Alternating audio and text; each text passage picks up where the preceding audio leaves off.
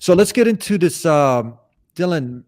Yeah. Let's get into this story. So earlier today, some documents were released that were text messages from the two supposed victims that came out. One was the Moldovan that we've already covered, and the American. And if you look over those text messages, you could see how not only did they plot to frame the Tate brothers, they rehearsed it, going over what to say, how to look, how to cry, and how to play dumb. They even made a joke 2 days before the raid happened, how their performance deserved an Oscar, that they were going to get a Netflix documentary out of all of this, saying things such as, and I quote, "You're such a great actress," to which the other girl said, "I practiced," quote unquote. Their performance was so good that even their own parents called the US Embassy and were freaking out. And the girls got upset with their parents because they almost messed up the show. And they admitted that they weren't actually kidnapped, that the Tate brothers said that they could leave whenever they wanted. So it seems that while the mainstream media and the police are saying that the Tate brothers used the lover boy method, actually what happened was these girls acted as if they were in love with the Tate brothers so that they could secretly milk it and get as much money and influence and have people talking about them as they could. So my question is this: how long have the police had access to these documents? I mean, they were already wiretapping the Tate brothers for the past 10 months. For 10 months, the police have tried to bury the CCTV footage that proves the Tate brothers' innocence. And yes, I know what you're thinking. These text messages have already been verified. They're 100% true. But hey, I don't want to just tell you. I want you to actually go and see it for yourself. Check out the article, come to your own conclusion, use your own two eyes, and use your own mind. The Tate brothers have been framed. There's a news story unfolding that the mainstream media seems to be silent on. It's on the what I call the two underwear wearing in public. I don't know if they're strippers, Yeah. the U.S. and the U.K. girl. Evidence is coming out that they plotted and planned a setup. They Yes. literally acted as if they were in love with the brothers. They applied what I would say they applied this lover girl method. The Yeah. text showing them plotting to frame the brothers. You also talk about how they schemed on what to say, how to lie, how to cry. You know, they bragged about, is it true, winning an Oscar performance to get on Netflix. Mhm. And the question is, will the Romanian prosecutors prosecute what we say these two shaitans? Yeah, they are shaitan for sure. I mean, Yeah. we'll see, brother. I mean, they're legally I can't talk about certain things that are going on, but obviously anything I've put out publicly, I can go into that in great detail.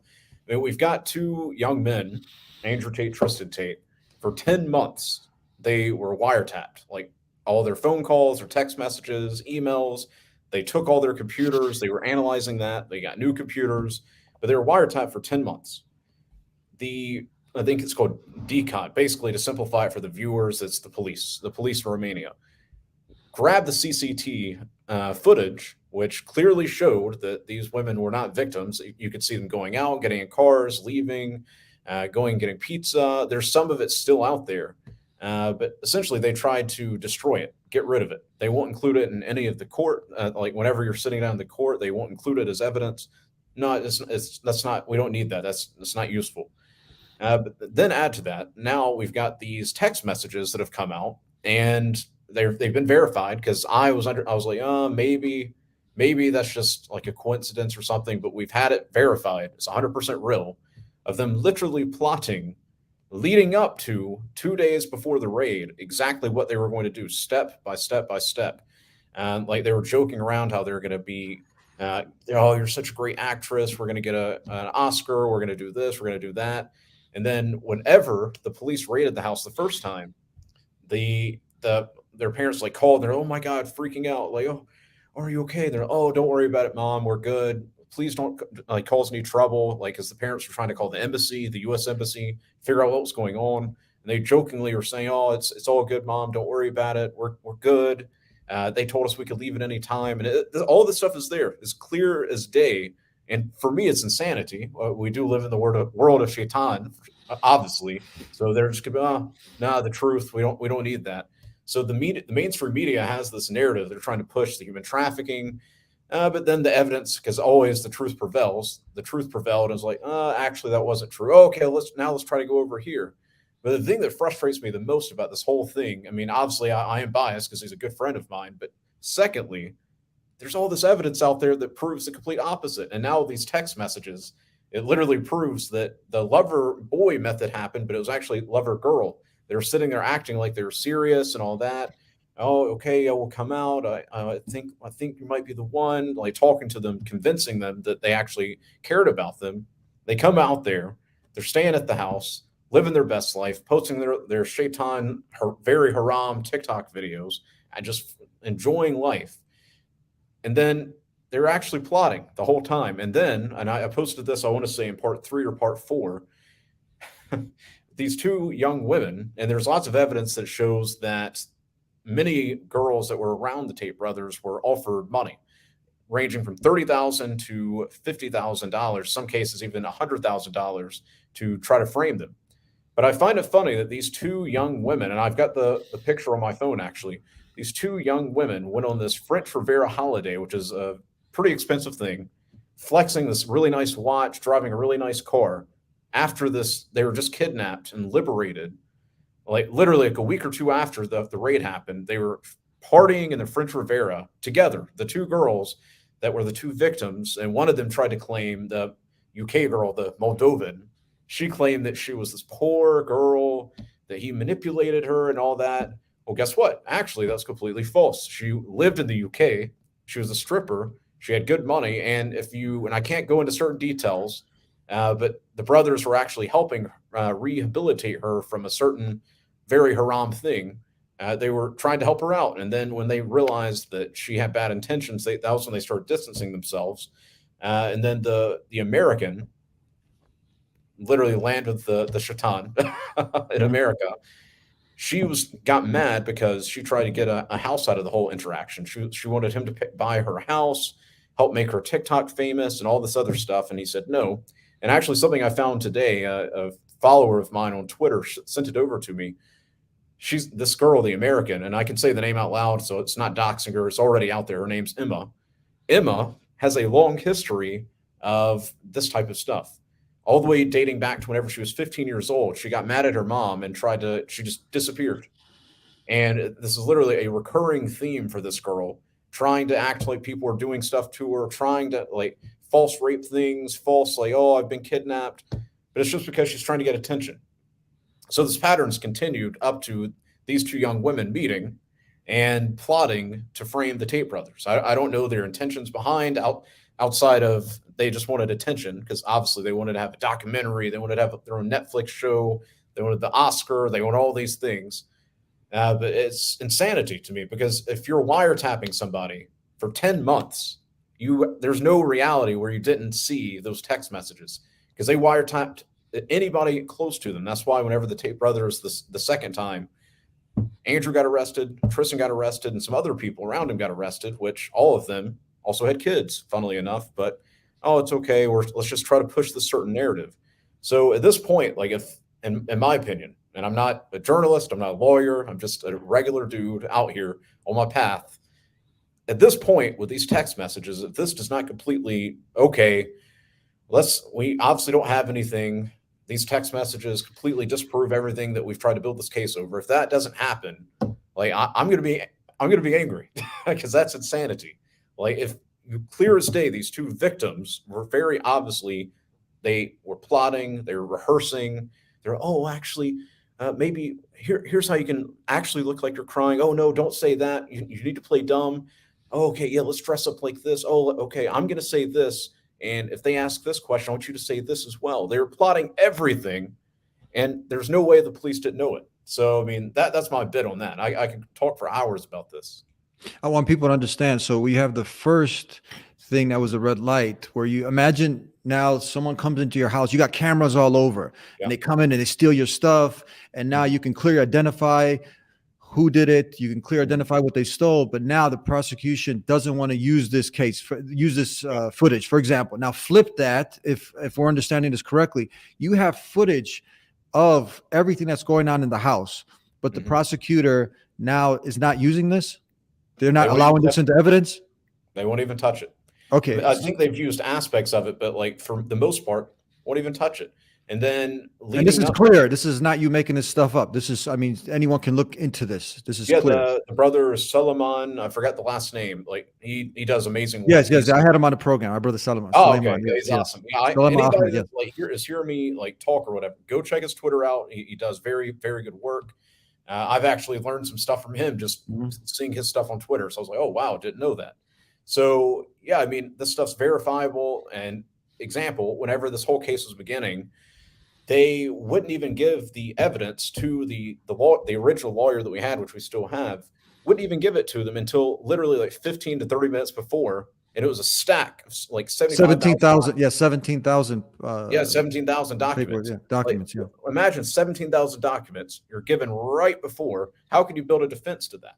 Yeah, So it's little things like this. Like I started to think, you know what? There is justice in Romania. I'm sure they'll get to the bottom of this. But then after what happened yesterday, and I saw those text messages, I was like, okay, I think I see the game they're playing. They're trying to embarrass them, and they've taken the property over there. We still have, obviously, they haven't taken everything, but in Romania specifically, they've tried to take their cars. They're trying to humiliate them. They've even taken hundreds of thousands of dollars worth of crypto. I mean, and all this stuff is documented. So I'm not just putting out insider knowledge. All of this stuff is documented, and they brag about it. The Romanian media and the government brag about it. Like, look what we can do. So it's not going to look good for many, many years. Like Romania is known for being very corrupt, but initially, I think they're trying to show, oh, we're not corrupt, but this is literally proving that they're corrupt. And if you're a foreigner, why even waste time in a country like Romania that's very corrupt and is going to target you because you have money and believe something like these two young women that is completely fabricated? You know it's fabricated. You have all this evidence that's fabricated, but you continue keeping these two men locked up in a jail cell, and you're like not allowing them to have guests. Like I've tried to go, other family members of theirs have tried to go, won't allow it. It was little things like this, brother. It's really annoying. It's really annoying. So we have that one red light here with the camera footage.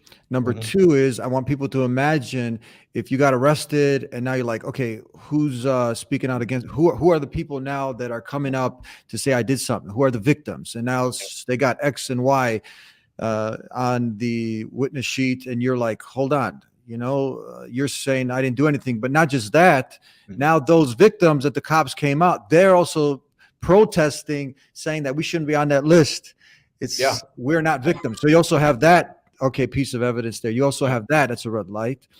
And then now we have you have other things, but now we have this coming out that this is the messages, the text messages going in detail on the conversations of these two strippers. And I also heard that one of them, or which one, was doing prostitution. Was there something there with that? Yeah, to my knowledge, that was the girl from the UK, and then the other girl was mainly just a stripper influencer type. Yeah. So you got a stripper and a prostitute now coming together to set up a frame job, and all the details are there, and they're bragging on how they can win an Oscar, trying to get a Netflix documentary going. Romania, what are you doing? What's up? And I think we need, Dylan, I think we need some brave congressmen to step up, to go ahead. This is a U.S. citizen. You can like him or you like him not, you know what I mean? But at the end of the day, if you're out for justice, on certain principles, you got some integrity, you should have some U.S. congressmen step up to go ahead and advocate, based on all of this evidence now that's for them, not against them. Because in Romania, what we come to know is that the prosecutor is trying to get evidence. And now if you come up with evidence that can exonerate them, they won't even use that. That's how their legal system, that's how they're set up. I'm hearing this from a Romanian attorney. Yeah, that's crazy, man. Yeah, won't even look at it, brother. And we have an American lawyer that went over there, and part of the team was trying to get in, wouldn't even allow it. So it's like little things like this. It's going to take, and the sad part of this world now is we like to be divisive.